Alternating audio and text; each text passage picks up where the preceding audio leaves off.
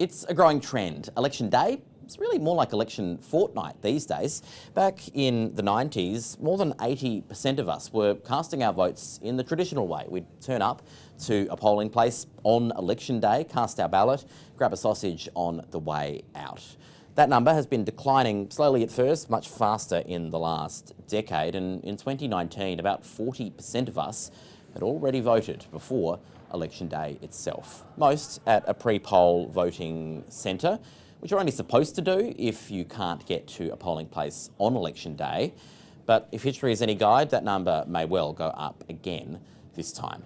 And there's a significant number of people postal voting as well, and that number hasn't changed dramatically in the last couple of decades, but we might see an increase this time around. Already, as of Sunday, more than 2% of people had cast their vote, returned their vote, and had it received by the AEC.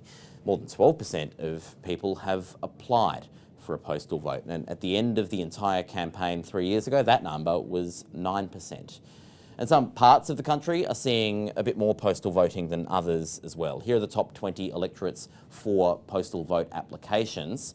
The hotspots are in Melbourne and southeast Queensland. And top of the list is the Brisbane seat of MORETON. Nearly 1 in 5 voters there have applied for a postal vote.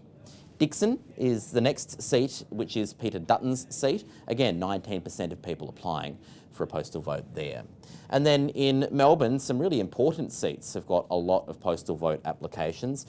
Marginal seats like CHISHOLM, there's Higgins, there's the Treasurer seat of Kooyong and Corangamite as well.